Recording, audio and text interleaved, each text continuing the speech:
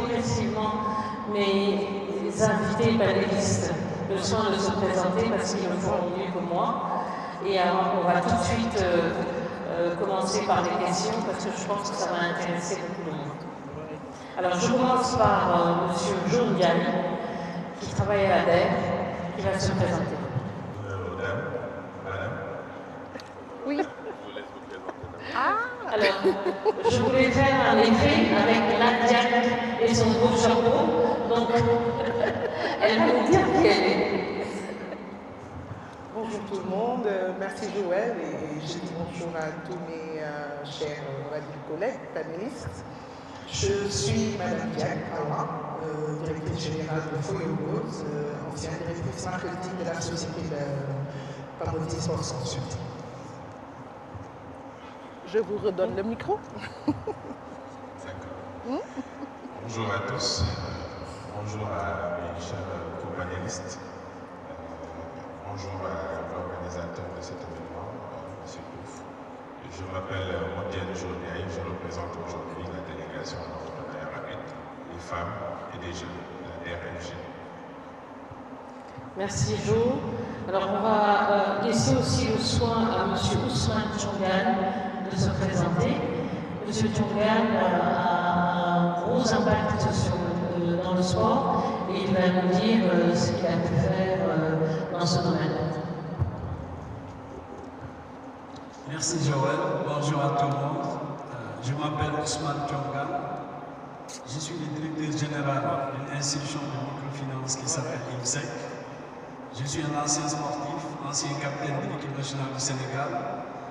Dès que j'ai arrêté le football, le sport, j'ai créé une institution depuis 20 ans qui est active partout au Sénégal. Je suis très intéressé par tout ce qui tourne autour de l'économie du sport. Merci. Alors, le sujet de notre panel aujourd'hui, c'est créer et stimuler l'entrepreneuriat dans le sport. Alors, je vais tout de suite poser une question à mes panélistes. Peut-on parler d'entrepreneuriat dans le sport au Sénégal? Et pouvez-vous partager un exemple réussi d'entrepreneuriat dans le domaine sportif, par exemple? Monsieur Diagne. D'accord.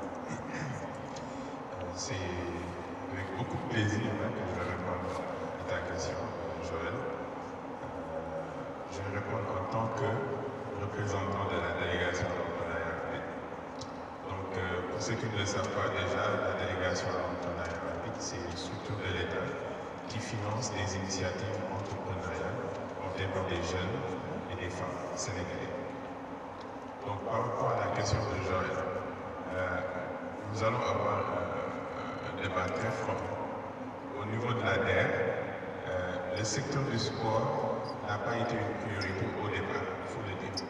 Et je pense que c'est de la même façon que lorsqu'on regarde les autres structures de l'État qui accompagnent et qui financent. Je peux me prononcer sur ça parce que j'ai fait un peu le tour sur d'autres structures. Je connais très bien l'UISEC pour avoir été au FONGIP. Donc, c'est un secteur qui n'est pas forcément accompagné comme les autres.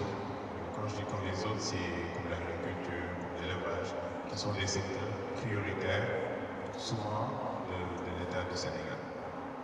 Aujourd'hui, chez nous, au niveau de l'ADER, nous accompagnons des projets en phase d'amorçage.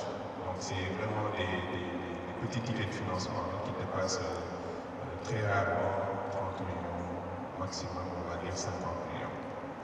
Nous en avons, mais vraiment sur du sport amateur, sur on va dire des projets de mise en place de salles de sport, de création d'activités sportives pour les enfants les plus jeunes. C'est ce type de projet que nous avons accompagné jusqu'à là. Lorsque nous parlons maintenant sport professionnel ou des initiatives vraiment sportives, nous sommes en train de proposer quelque chose. Nous avons rajouté en 2023 une ligne budgétaire, industrie culturelle, créative et sportive. Ça vient en troisième rang, mais ce n'est pas le moins important. Donc, nous avons rajouté cette ligne que nous sommes en train de structurer. Parce qu'avant de financer, avant de les accompagner, il faut quand même faire toute cette structuration pour pouvoir nous dire aujourd'hui, ce sont ces différents maillons qui ont besoin d'accompagnement pour pouvoir évoluer. Nous sommes en discussion avec des organisations, des associations, notamment le CNG de lutte. Nous sommes en train de discuter avec eux pour voir comment accompagner tous ces acteurs qui sont dans la lutte, qui peuvent, certains pourront pas avoir la chance, des grands lutteurs, d'avoir une belle carrière et vivre, faire vivre leur famille des revenus qui vont être tirés de la lutte. Mais ils pourront se concentrer sur des activités qui ont trait avec la lutte, qui ont trait avec le sport de façon générale et qui pourront leur faciliter en tout cas leur développement en tant que personne qui doit faire face à des charges, etc. Voilà. Alors peut-être, Nadia, vous pouvez nous donner des exemples de réussite, parce que je pense que vous avez été au cœur du système. On va vous laisser nous donner quelques exemples. Joël, quand on parle d'entrepreneuriat dans le sport, c'est plutôt en raison de l'absence de certaines activités dans les organisations sportives.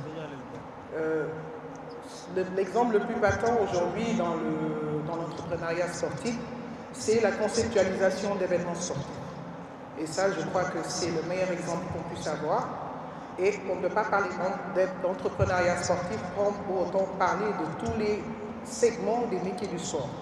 C'est très important d'abord de les conceptualiser et de se dire que voilà les métiers qu'on a dans le sport et qu'est-ce qu'il y a un plus, c'est un plus qu'on donne. Parce qu'il y a des fédérations sportives qui sont déjà, on va dire, organisées. Maintenant, quel est le plus qu'on peut avoir? L'exemple le plus, un exemple de réussite dans le monde du sport ici au Sénégal, ça va être un peu compliqué, peut-être que M. Tongal peut m'aider par rapport à ça. Mais déjà, c'est peut-être, on va dire, ceux qui organisent des promoteurs peut-être de lutte. Ce sont des entrepreneurs sportifs parce que ce sont des promoteurs qui prennent des risques, qui montent des combats et qui le font à titre privé avec leur structure. Ils ne dépendent pas du CNG, ils ne dépendent pas d'une fédération sportive.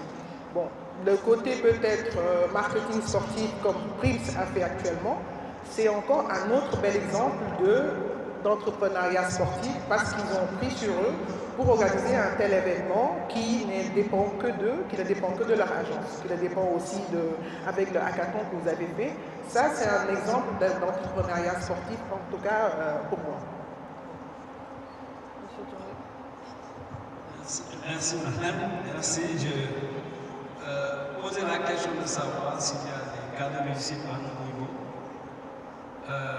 Je peux citer pas beaucoup, parce que c'est le sport, le financement de l'entrepreneuriat sportif et encore à cet balbutiement. Mais nous avons à notre niveau, depuis qu'on a senti la nécessité de contribuer au financement des jeunes, nous nous sommes dit les jeunes, la plupart c'est des sportifs. Nous avons passé avec les ASC de Navetan. Pour nous, c'est un très grand vivier. Et au niveau national, nous avons rencontré les ONCA, les ONECA et les ASC dans plusieurs régions.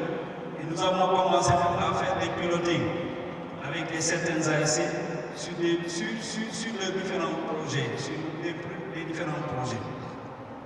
Mais à mon sens, ce qui est important de noter, c'est que dès qu'on parle d'entrepreneuriat sportif, c'est d'avoir cette conscience que le sport maintenant ne doit plus être perçu comme avant. Le sport actuellement est actuellement de fait une industrie. Et qui dit industrie dit plusieurs chaînes de valeur. Celui qui souhaite réussir dans le sport peut le faire en tant qu'athlète, mais peut le faire en n'étant pas athlète. Et c'est là où la question de l'entrepreneuriat, la question des initiatives en termes de projets me semble être quelque chose d'extrêmement important. Donc dès qu'on parle d'entrepreneuriat, on parle d'initiative, on parle de projet, on parle aussi de plan d'affaires, on parle aussi de business plan comme vous dites régulièrement. Et ça, généralement, c'est des questions importantes sur lesquelles nous devons préparer l'ensemble de nos jeunes promoteurs à au moins être aux normes par rapport aux exigences des institutions. Et puis, c'est important. On a parlé tout à l'heure de l'économie du sport. C'est vrai, c'est assez balbutiement même au Sénégal. Quel que soit ce que Pamouzi a fait dans le passé, c'est excellent. Mais ils ont besoin d'être, ça a besoin d'être élargi et ça doit besoin d'être d'aller à l'échelle. Il y a combien de cabinets, il y a combien d'écoles de formation au métier du sport, il faut les compter. Les jeunes doivent comprendre que le métier du sport, le sport, est actuellement une activité économique au même titre qu'une activité économique qui se déroule normalement dans l'agriculture, dans les autres secteurs économiques. Donc il y a possibilité de faire du business, il y a possibilité de se réaliser à la fois en tant que sportif et en tant qu'entrepreneur, promoteur, qui maîtrise bien son projet sportif. Donc pour nous c'est important, on a commencé avec les ASC, ça marche très fort, et on souhaite même, je pense que ce panel sera une occasion, de voir les possibilités de la mise à disposition, de réfléchir sur la création d'un fonds pour accompagner l'entrepreneuriat.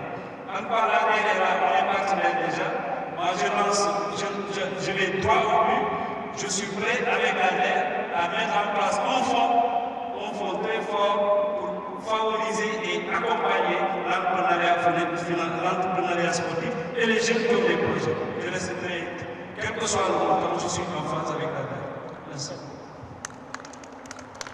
Alors très bien, j'allais justement vous poser la question comment les institutions, comme les vôtres, pouvaient soutenir les entrepreneurs sportifs. Est-ce que vous avez un mot à dire? Parce que M. Tongan nous a dit, nous proposons un fonds, et je pense que c'est déterminant, qu'on puisse donner toutes les opportunités, que ce soit de financement, de soutien, qui existent à l'heure actuelle, ou qu'on peut inventer, pour que les jeunes, les femmes, les hommes puissent s'intéresser un peu plus à l'économie du sport. Merci Joël. C'est très important parce que DG Joël vient de dire, c'est quelque chose qu'on va prendre en considération. On est vraiment déjà très ravis de savoir que l'UNSEC est disposé à collaborer dans la mise en place d'un fonds pour accompagner l'entrepreneuriat sportif. C'est très important, c'est super même important parce que aujourd'hui les principales contraintes, il faut le dire, c'est le manque de ressources. Les principales contraintes, c'est le manque de ressources, dans la mesure où c'est un secteur où les tickets de financement sont relativement importants. Ça, c'est une chose. Et la cible n'est pas, là je vais utiliser déjà le mot bancaire, la cible n'est pas la cible préférée par les banquiers. Parce que c'est une cible plutôt risquée, mal formée, mal accompagnée. Donc, c'est quelque chose qu'on va prendre en considération et essayer de l'intégrer dans nos travaux en cours, dans la définition de cette ligne et dans l'exécution, dans son exécution. Je voudrais rajouter juste un mot sur ce volet accompagnement qui est très important par rapport à cette cible. C'est une cible souvent qui vient taper à la porte en disant que moi je veux du financement, mais pour un besoin de reconversion. Je pense que les jeunes journalistes pourront confirmer cela, pour un besoin de reconversion. Donc c'est pour vraiment caricaturer, donner un exemple, c'est une association de lutte ou une écurie, pour utiliser le terme lutte. Donc c'est une écurie qui vient, qui dit moi j'ai 100 jeunes que j'ai dans mon écurie, on les a identifiés, on les a observés un peu, bon, ils sont bons lutteurs, mais on n'a pas beaucoup d'espoir pour qu'ils soient des bombardiers, des Mike Tyson, etc. Donc on est en train de voir comment faire pour les reconvertir dans un nouveau métier. Ce nouveau métier, ça va être par exemple des gardes rapprochés, des vigiles, ce genre de choses. On a déjà vu, hein?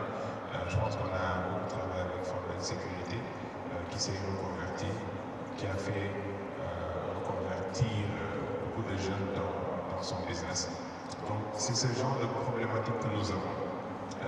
Madame à côté a parlé de voir comment conceptualiser et comment identifier de façon très claire les besoins.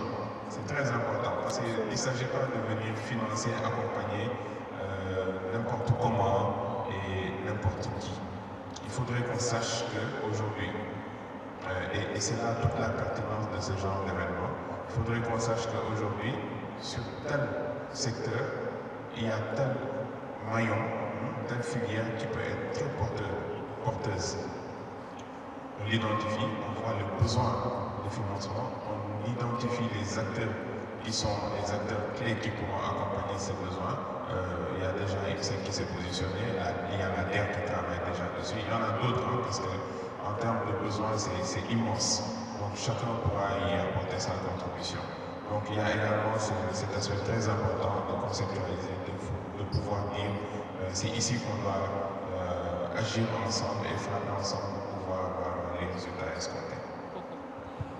Alors, je pense que tout est à faire, en fait, et que certains sont précurseurs, il faut savoir les identifier. Je pense qu'on pourrait donner des conseils aux aspirants entrepreneurs, à ceux qui veulent introduire des réseaux, qui veulent nouer des partenariats. Est-ce que vous pouvez nous donner quelques outils pour que les aspirants entrepreneurs puissent être un peu armés et se lancer? Allez-y d'abord. Bon, on définit d'abord le sport comme un véhicule de cohésion sociale. Moi, je parle actuellement du climat actuel qu'on a ici au Sénégal. C'est le départ massif des jeunes par des pirogues pour aller à l'extérieur. Et vous savez, le sport, à la base, c'est pour, on va dire, occuper sainement cette jeunesse. Et tout à l'heure, je discutais avec des jeunes frères de Rufisque qui me disaient qu'ils avaient mis en place un concept qui a permis de réduire, en fait, carrément d'avoir un indice zéro au niveau des noyades durant les vacances.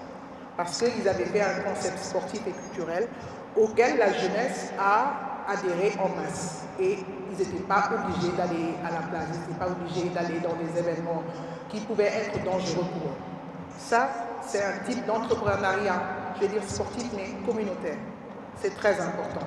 Il faut d'abord, le sport, avant de faire de l'entrepreneuriat sportif, il faut d'abord avoir les valeurs du sport. C'est très important. Le sport demande énormément de dons de soi, même si on a un aspect business qui est dedans. Il faut vraiment aimer ce qu'on fait. C'est vrai que c'est dans tout type d'entrepreneuriat, mais le sport, c'est encore plus, parce que c'est épuisant. Et on est vraiment, je ne sais pas comment dire ça, on est involve à 1000% en fait. Donc, pour moi, dire aller faire de l'entrepreneuriat sportif, créer des concepts sportifs, faire adhérer la jeunesse, faire adhérer les institutions comme la DER. Tout à l'heure, vous aviez parlé d'aider les écuries, on va dire, pour faire de l'insertion ou bien de la réinsertion, de la conversion. C'est bien de leur faire du gardiennage et tout, mais on peut peut-être leur demander de se réinventer tout en restant dans le sport, pas pour faire du gardiennage. La lutte sénégalaise, ils ont beaucoup de force, mais ils peuvent se réinventer en footballeur américain.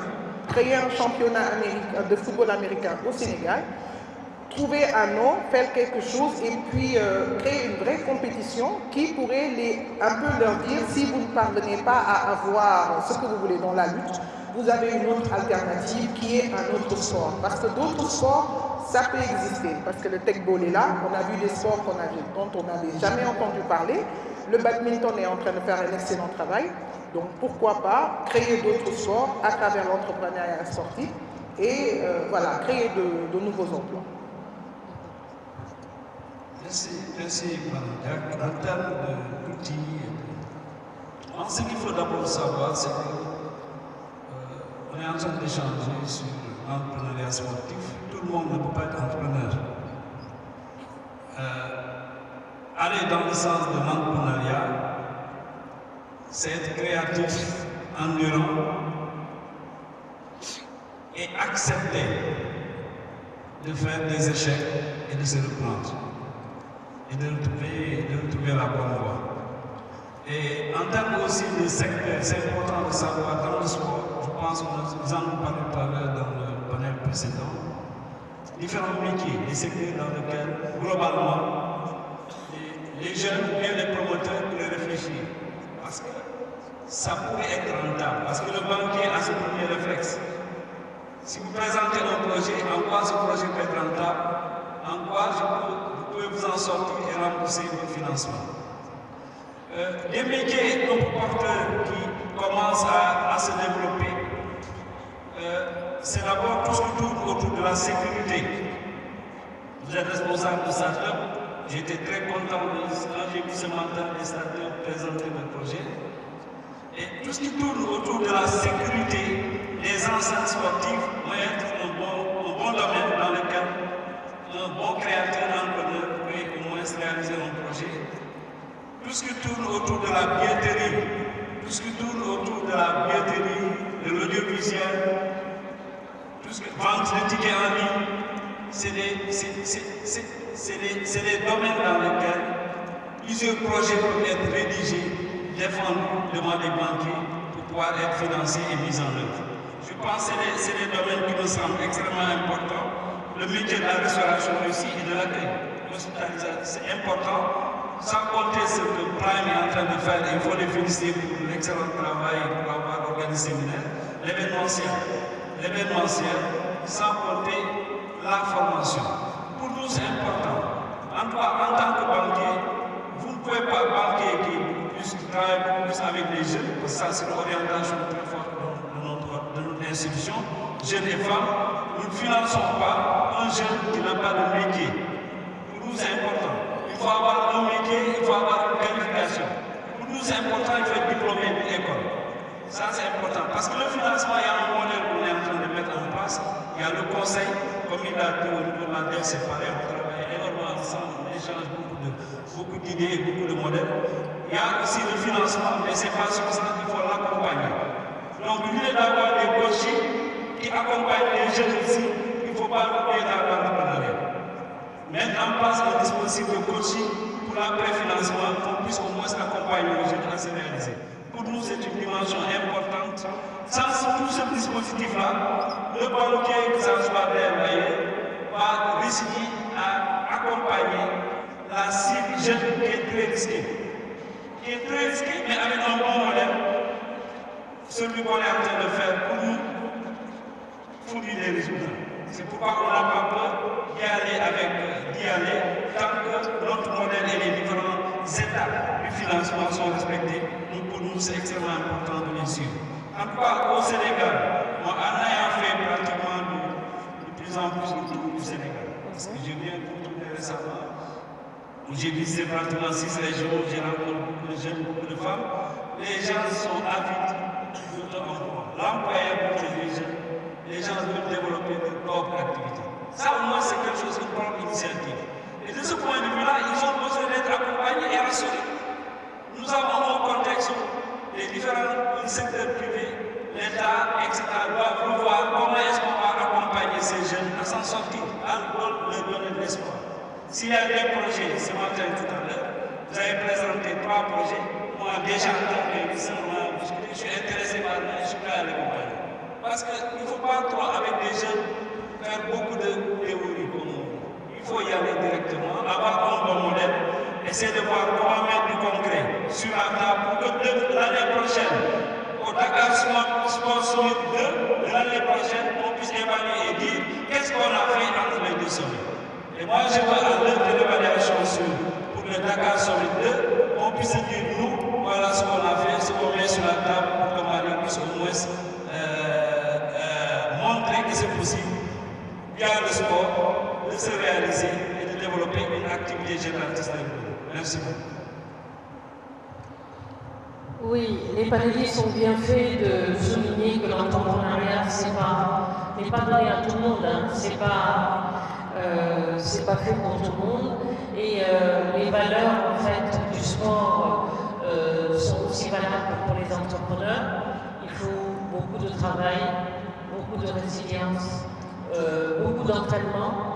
Et ça me fait penser que tout ça devrait être appris à l'école, dès le plus jeune âge, l'entrepreneuriat en tout cas, et que le sport soit aussi généralisé au niveau de nos formations pour qu'on puisse faire coïncider les deux à un moment donné. Donc la formation est très importante et on aura un panel demain justement sur les formations autour du management du sport, en fait tout ce que l'économie du sport peut offrir, autour des nouveaux métiers. Et ça me fait penser à l'innovation et la technologie. Qu'est-ce que l'innovation et la technologie apportent au sport?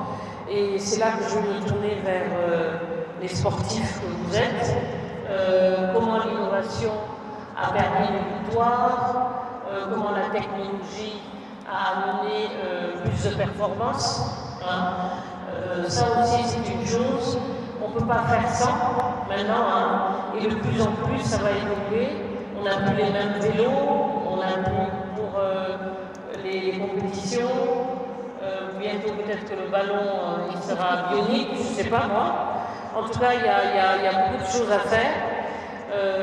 L'ADER qui est très ancrée dans l'innovation, je pense que vous avez des choses à nous dire, donc on va vous laisser la parole à trois. Et tout de suite après, on va prendre des questions dans le public, parce qu'on a beaucoup de jeunes.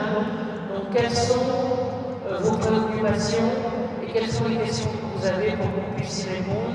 Ça peut être de tout niveau, quels sont les partenariats que vous voulez avoir, quels sont les défis que vous rencontrez. En tout cas, on est là pour répondre à vos questions. Alors, vous faites bien de parler de l'innovation et de la technologie, parce que même si on vient de côté le sport, c'est quelque chose qu'il faut appréhender aujourd'hui et intégrer dans toutes les activités que nous menons. On ne peut pas se passer d'innovation et de technologie, en 2023 en tout cas. Vous savez pourquoi? C'est parce qu'aujourd'hui nous sommes dans un monde où nous ne pouvons pas nous contenter de ce que nous sommes en train de faire dans une position géographique et à un instant T. Ce n'est plus possible. Il faut que nous prenions en considération tout ce qui se fait ailleurs et il faut que nous puissions anticiper sur ce qui va venir d'ailleurs et nous être imposé. Monsieur Jordan a parlé tout à l'heure de l'e-ticketing par exemple. E-ticketing, il y a 10 ans, on ne pouvait même pas l'imaginer. Aujourd'hui, les plus grands événements mondiaux, que ce soit des événements sportifs, que ce soit des événements culturels, etc., sont des événements pour lesquels les tickets sont commercialisés en ligne. La preuve, c'est à partir du jour de lancement de la commercialisation des tickets qu'on commence à parler de, c'est quoi le terme encore, c'est quand on veut dire qu'il n'y en a plus. Les sold out. Sold out, voilà. C'est une semaine après qu'on parle de sold out. On a vu la dernière édition de la Coupe du Monde. Il y en a beaucoup parmi nous qui ont voulu y aller, mais ils n'ont pas pu avoir de tickets. Là, on parle des éditions de la prochaine CAN. Pareil, il y a des tickets pour certains matchs qui sont sold out. Donc, c'est un aspect qu'il faut prendre en considération dans la mesure où ça nous permet d'aller beaucoup plus loin et beaucoup plus rapidement. Voilà, c'est ce que j'avais à ajouter sur ça. Alors, avant de passer la parole, lorsque nous avons mis en place le hackathon avec les organisateurs du Dakar Sport Summit, nous avions 5 challenges. Le premier challenge, c'était la création de plateformes pour les événements sportifs. Le deuxième, c'était la gestion des déchets. Le troisième, c'était l'efficacité énergétique. Parce que pour gérer ces grands ensembles-là, il faut économiser de l'énergie quand même. Le quatrième, c'était sur la billetterie et le contrôle électronique. Et le cinquième, c'était encore quoi? Ça va me revenir. Pas forcément les coachs, parce que c'était sur la sécurité et les urgences médicales. Parce que les sportifs, lorsqu'on a des gros événements, on a eu des cas un peu critiques. Donc, et la sécurité des grands stades comme ça, ça peut être un casse-tête. Hein. Donc voilà, tout ça, c'est des métiers qui peuvent être dans l'entrepreneuriat. Tout ça, c'est des choses que vous pouvez faire au niveau du sport. Je voulais juste préciser, en fait, on parle d'entrepreneuriat du sport, mais on devrait même plutôt dire de l'entrepreneuriat autour du sport. Ouais, je crois que Parce que que si c'est du beaucoup sport, d'activités, beaucoup d'autres secteurs autour. qui C'est ça qui ont gravite. cette touche sportive. Du moment où on a cette touche sportive, nous pouvons parler d'entrepreneuriat, nous pouvons parler d'activité. Alors, ce que je voudrais dire aussi, c'est qu'il faudrait qu'on ait des structures d'accompagnement dédiées au sport pour faire du mentoring, du coaching, de l'accompagnement des idées. On a des structures d'accompagnement à l'agriculture, dans tout ce que vous voulez, au niveau de la tête et tout ça, mais des structures dédiées à l'accompagnement des sportifs ou à l'accompagnement des idées autour du sport, ça serait bien que les jeunes s'y intéressent et que certaines fédérations ou certaines associations puissent commencer à y penser. Donc on va continuer en fait avec vos idées sur l'innovation, la technologie, tout ce que ça peut apporter. Parce que quand on parle du sport, on parle de performance. On a besoin que le Sénégal ait des athlètes performants, mais il faut des gens qui accompagnent ces performances. Joël, je crois que le sport est l'aspect le plus mondial de tous les aspects, on va dire, économiques. Le sport, vraiment la mondialisation du sport, et c'est fait depuis très très longtemps. Sur le plan innovation et technologie, les gens sont en avance. C'est vrai que nous sommes un peu à la traîne. Mais tout à l'heure, vous aviez dit qu'on a un problème de formation. Non, on n'a pas un problème de formation au Sénégal. On a de très bons techniciens. On a de très bons athlètes. On a vraiment des cadres sportifs au top. On a un problème d'accompagnement. Les jeunes sont là, ils ont d'excellentes idées.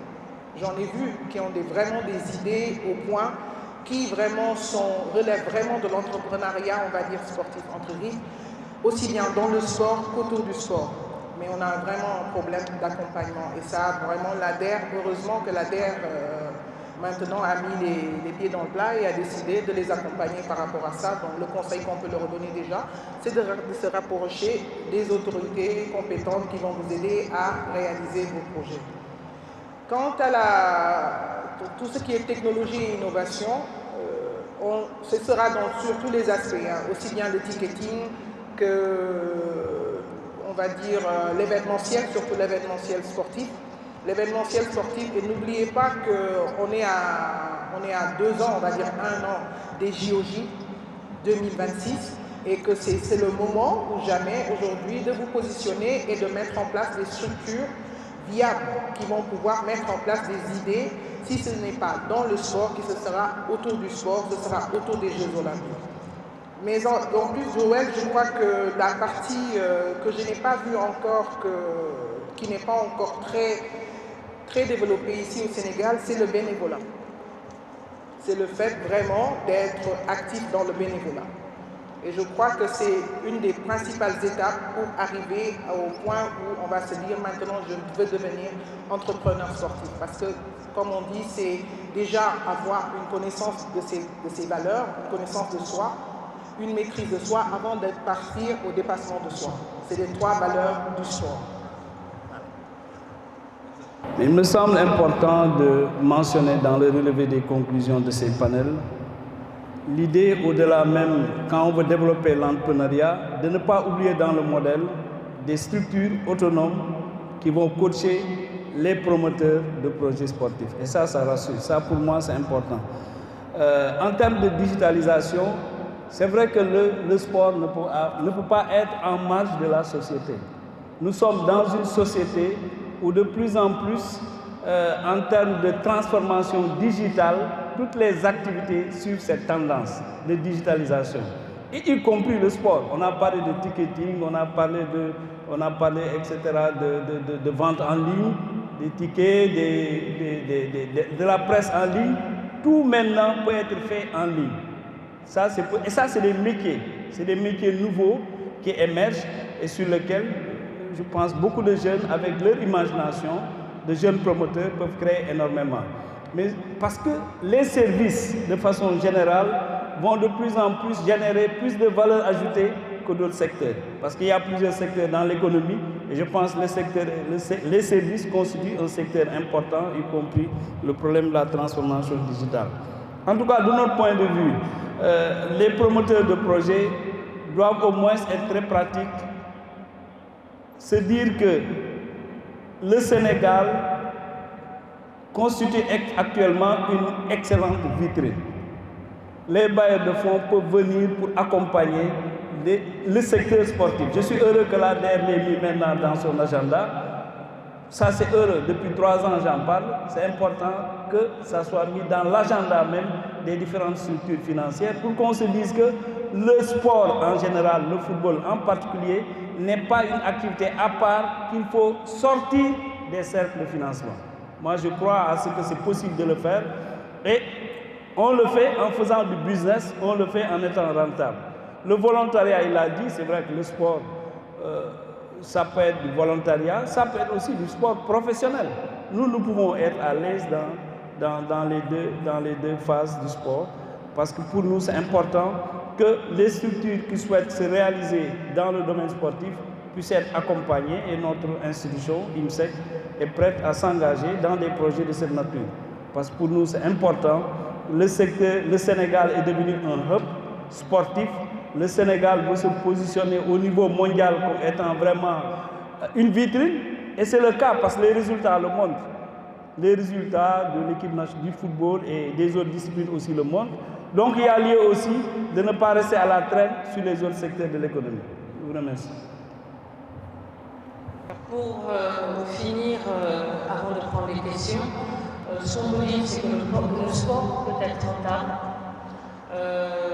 mais nous avons besoin d'un cadre, je pense, donner des opportunités, montrer qu'il y a des infrastructures qui sont là. Alors les infrastructures, c'est pas ce que les stades, il y a des institutions qui sont là pour financer, il y a des institutions qui sont là pour accompagner, et il y a des institutions qui sont là pour former. Donc nous sommes ouverts à vos questions, et en tout cas, pour notre jeunesse, le recensement nous dit que l'âge médian est de 18-19 ans. Je pense qu'une jeunesse sportive, c'est un pays qui avance, un pays qui est plutôt sain, et avec cela, on peut faire de grandes et de belles choses. Voilà, nous sommes ouverts aux questions, parce que je pense que c'est un sujet où on aura beaucoup de questions avant de clôturer. Alors, je salue la mairie de Yoff qui nous avait accueillis, qui est venue en délégation. La mairie de Yoff étant la plus grande commune de Dakar, donc c'était important qu'on puisse faire un hackathon sport dans leurs locaux. Alors, je vais commencer par l'ADER. On vous a demandé si vous accompagnez les associations. Bon, je suppose les associations sportives. Qu'est-ce que vous faites aussi avec les écoles qui forment dans les métiers du sport? Alors, Joël, heureusement que tu as reprécisé et complété la question, parce que sinon j'allais m'en arrêter à un oui. J'allais juste dire oui. Donc par rapport aux écoles qui sont il faut savoir qu'ils ont 2 critères d'éligibilité qui se regroupent en termes de secteurs que nous accompagnons.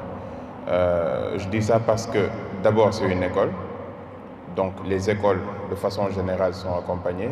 Dès qu'il y a ce critère de formation qui est transmis aux formés, et il y a également cet aspect sport. Donc, c'est 2 lignes de financement différentes qui sont disponibles pour ces écoles. Et ces écoles peuvent naturellement venir toquer à la porte pour pouvoir bénéficier de ces deux lignes, soit avec le caractère formation ou bien avec le caractère sportif. Alors pour la question de l'ADL, alors on sait maintenant que tout ce qui est sport est dévolu aux communes. Ce n'est plus au niveau du ministère qu'on le gère. Et donc il y a des budgets dans les mairies. Donc pour ceux qui veulent faire des choses, il faut aller voir monsieur le maire. On nous a demandé quels sont les métiers qui existaient. Je pense qu'on a brossé quelques métiers, manager du sport, marketing sportif, marketing digital sportif pour les gros événements sportifs comme Prism. Vous avez aussi tout ce qui est coach sportif, mais vous avez aussi les investisseurs qui investissent dans le sport, qui accompagnent les jeunes en général, les jeunes actifs, mais qui investissent dans le sport. Peut-être d'autres métiers. Il y a le lobbying sportif. Oui. C'est un aspect qui est très important, tout ce qui est RP. Le lobbying sportif, c'est ça qui définit le sport en ce moment, c'est ça qui définit la géopolitique sportive dans ce monde-là. Donc le lobbying sportif, je crois quand même que c'est l'aspect le plus important. Alors, le lobbying sportif. Je ne sais pas si vous vous souvenez, je ne sais plus c'est pour quel JO que l'Angleterre avait remporté. Le Premier ministre anglais était allé voir directement en sous-marin les responsables des JO et ils ont soufflé au nez des Français les JO cette année-là. Donc le lobbying, c'est quelque chose qui s'apprend. Donc c'est quelque chose dans lequel les Sénégalais pourraient exceller. Et donc ça nécessite de connaître les réseaux, connaître les bonnes personnes, savoir introduire certains réseaux, certains cercles. Donc ça aussi, ça serait intéressant que vous vous y intéressez. Mais ça commence, comme l'a dit madame, par le bénévolat. Au fur et à mesure, en montant les échelons, en connaissant vraiment toutes les arcanes du sport, je pense que ça peut amener à ça. Je pense que c'est important aussi que des gens comme M. Senghor puissent raconter un peu comment il en est venu là, que des grands sportifs, des grands internationaux puissent raconter leurs histoires, raconter comment introduire des cercles. Ça s'apprend tout ça.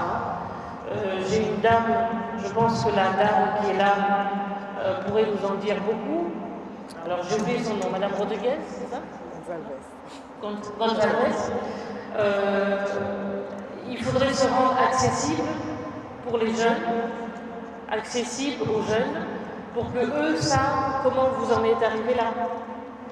Et je pense que ça pourrait changer les choses.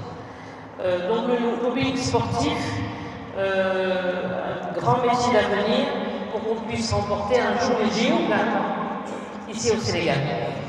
Alors, on nous a parlé aussi d'un incubateur de la ville de Dakar, donc très important.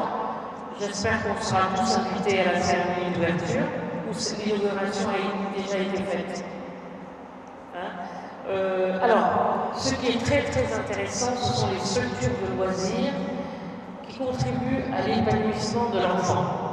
Donc tout petit, on nous dit que pour avoir une bonne éducation, c'est tout petit, on transmet les bonnes choses.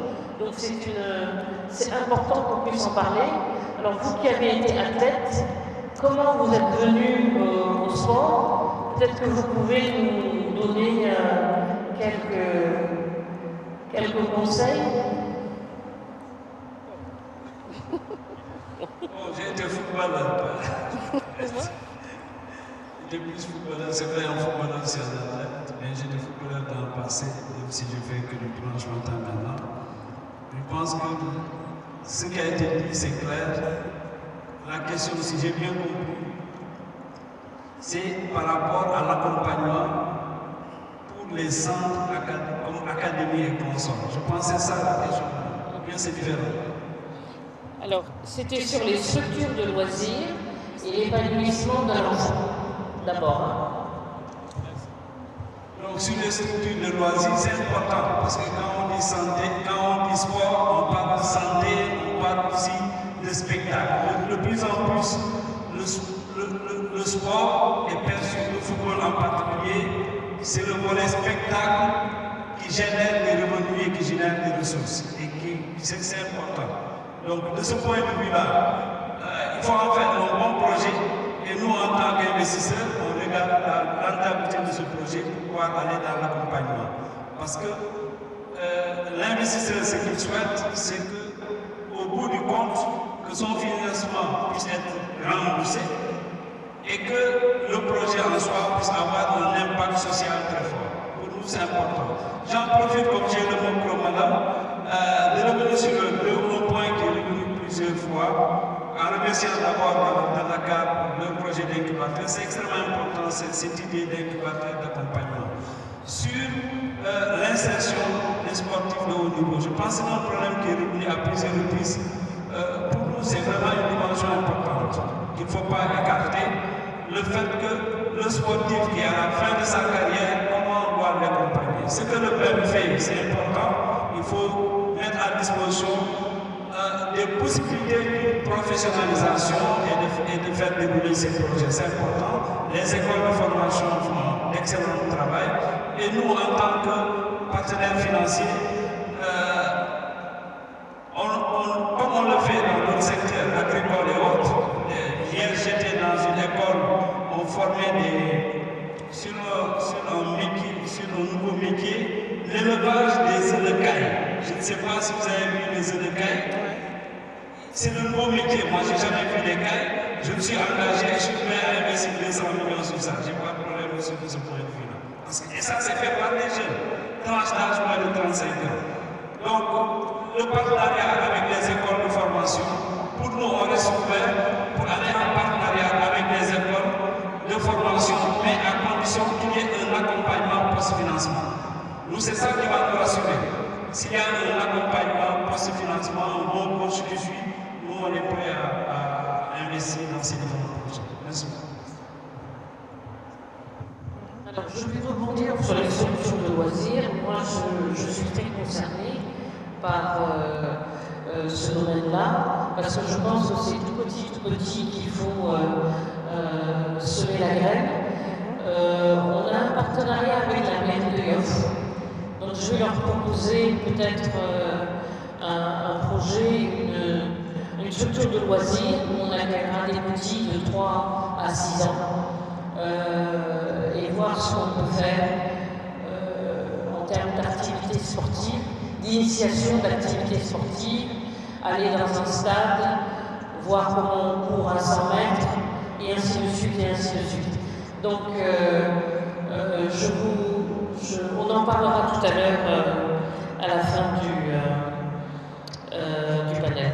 Donc, je vais donner la parole à tout le monde pour que chacun puisse dire un dernier mot avant de clôturer ce panel.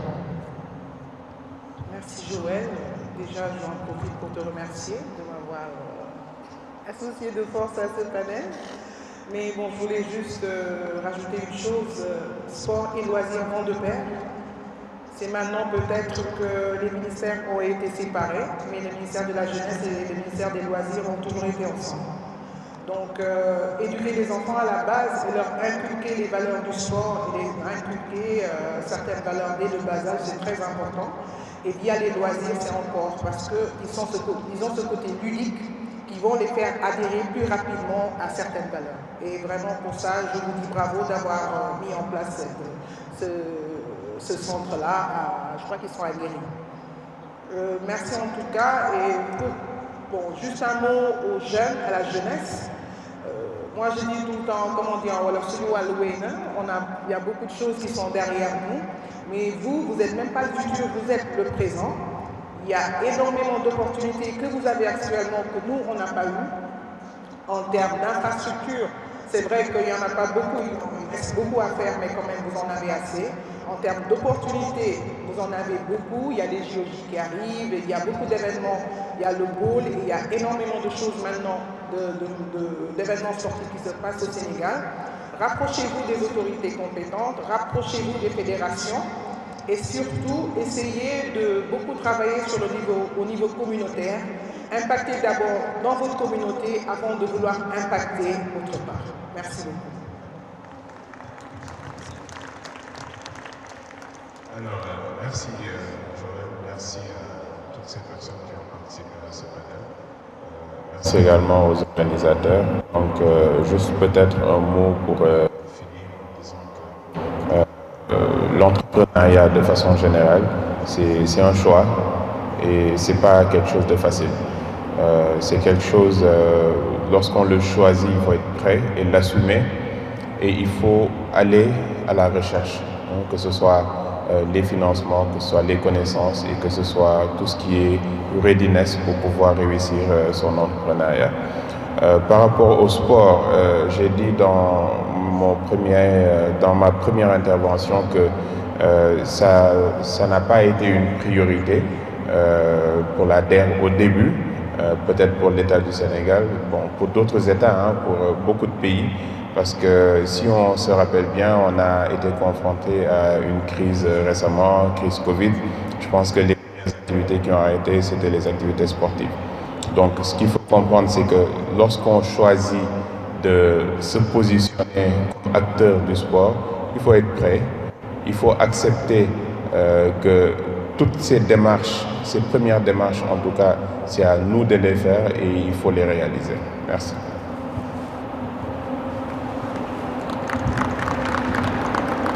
Merci Joël. À titre de conclusion, je remercie les organisateurs. Je pense que c'est extrêmement important de créer ces cadres pour échanger, partager des expériences et définir aussi des étapes pour les années prochaines. Pour moi, c'est important de partager les modèles qui sont actuellement en place, notamment pour favoriser et stimuler l'entrepreneuriat, financer les jeunes, les accompagner et aussi essayer de les accompagner pour réaliser leurs rêves. Parce que pour nous, c'est important. Parce que les jeunes aussi, il y a beaucoup d'initiatives qui sont prises sur le papier, mais ils ne savent pas ce qu'il faut en faire. Et c'est là où des structures comme Prime aussi peuvent aider à donner la bonne information pour que les jeunes puissent s'approcher des institutions qui sont prêtes à les accompagner. Parce qu'on n'aide pas, on accompagne. Parce que aussi c'est ça, c'est le monde actuel est comme ça. Tout est question d'accompagnement. Mais comme l'a dit Mme Diack, il faut d'abord balayer devant sa porte. On va aller à l'échelle, mais impacter d'abord les communautés. Pour nous, c'est important. Il faut pas hésiter à d'abord tester votre modèle à une échelle très réduite, de faire de petits résultats, des échecs, apprendre des leçons de vos petits échecs, de balbutiements, etc. et pouvoir défendre bec et ongle vos projets, vos initiatives devant les banquiers. Pour nous, c'est important. Il y a un aspect qu'on n'a pas suffisamment développé, c'est l'aspect business plan et plan d'affaires. Vous parlez devant un banquier, un investisseur, il faut avoir une bonne connaissance de son projet, il faut avoir un bon plan d'affaires bien phasé. On connaît très bien parce qu'à écouter tout à l'heure les différents projets tout à l'heure, automatiquement, on sent que certains maîtrisent bien le projet, d'autres aussi le maîtrisent peut-être, mais n'ont pas su vendre ça. Parce qu'on a un projet, on doit pouvoir le vendre. Et quand on doit vendre un projet, on est commercial, on pointe du doigt les éléments clés, le chiffre d'affaires, la rentabilité, et ça fait tilt. Ça, c'est important, et ça, c'est un conseil que je donne souvent. Devant un investisseur, soyez très commercial, vendez votre projet et sortez les éléments clés, et on sera très séduit pour vous accompagner. Merci. Alors moi, je dirais, l'aspect business pour M. Jordan est très important quand on parle d'entrepreneuriat. On parle de chiffre d'affaires, on parle de levée de fonds. Pour ça, ce qui nous manque aussi, c'est de bons commerciaux pour pouvoir vendre tout ça. Donc, on a beaucoup de choses à faire. Et moi, j'insisterai beaucoup sur l'attractivité du Sénégal. Sur tout ce qu'il faut faire, sur le cadre institutionnels que nous devons avoir pour que le Sénégal soit beaucoup plus attractif et que la destination du Sénégal soit une destination sportive et que l'État puisse mettre beaucoup plus de moyens, pas un peu plus, mais beaucoup plus de moyens pour que le Sénégal puisse être plus attractif. Au-delà des moyens de l'État, je pense que tous les panels doivent insister sur l'obligation de l'État de finaliser la charte du sport. Ça, c'est vraiment un préalable pour pouvoir avancer et développer le sport du Sénégal. Absolument. Voilà. Sur ces mots, merci à tous et nous passons la parole au modérateur. Merci à tous. Donc oui, depuis ce matin, je sais qu'on enchaîne